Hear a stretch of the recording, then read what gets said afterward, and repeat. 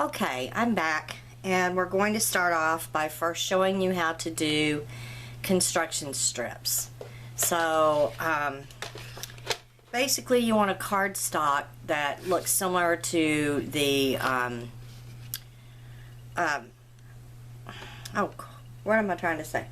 To the chipboard that you're using. Sorry about that. If you're using craft colored chipboard, then you want to use a craft colored cardstock. If you're using black chipboard, you want to use a black cardstock. And it's pretty simple. Let me see if I can zoom out here a little bit better. There you go. I'm going to cut this on just a paper trimmer, and you want to make these 3/4 of an inch in width. So you just cut strips, and this was a 12 by 12 sheet that I started off with, and I'm just going to cut it into 3/4 of an inch strips. I'm going to cut the whole, you may as well cut the whole sheet at one time because you'll use them, especially if you do more than one of these projects. And you'll probably run out at the end and not have an exact 3/4 of a strip. Just pitch that in piece. You won't use it. Somewhere I got crooked on this, but that doesn't matter because this last one I'm not going to use. Okay, so once you've cut them out, you want to take your strips, and get this over here where you can see it better, and you want to score them down the center. So I'm just going to score a line down the center of each one of these strips. I can get them in it here. Whoops.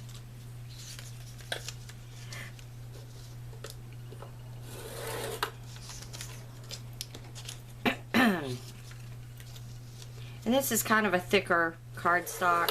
I'll see if I can find the what it is to start with, or what it's called, and let you know, but I believe it's on my supply list. Then you're going to take your 1/4 inch score tape, and you want to run a piece of score tape right up next to that score line, but don't cross the score line, and you want to do it on both sides. There is a written tutorial for this on my blog somewhere in there. I'm not sure exactly where it's at right at this moment. And here again, a lot of people prefer to cut their score tape. I just tear. Tearing works fine for me. I hope y'all can see well when I put my hand in front. And on your strip, where you score is indented on the opposite side. The ridge sticks up. That's the side I put my score tape on. It would be the opposite of where you scored it. The opposite side.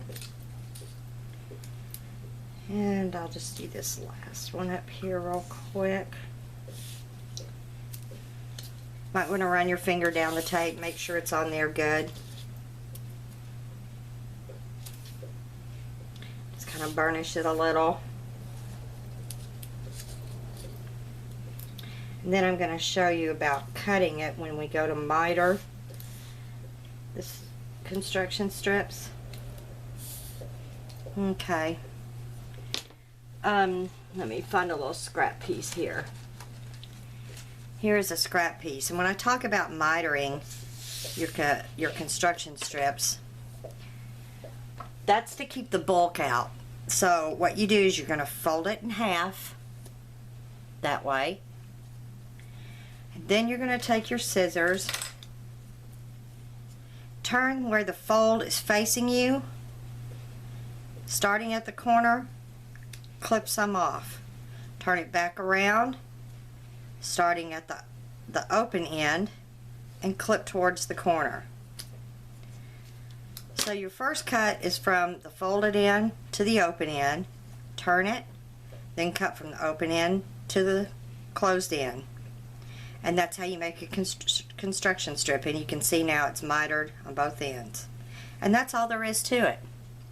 So I'm going to stop here, pause for a minute, and we'll come back and I'll start the other.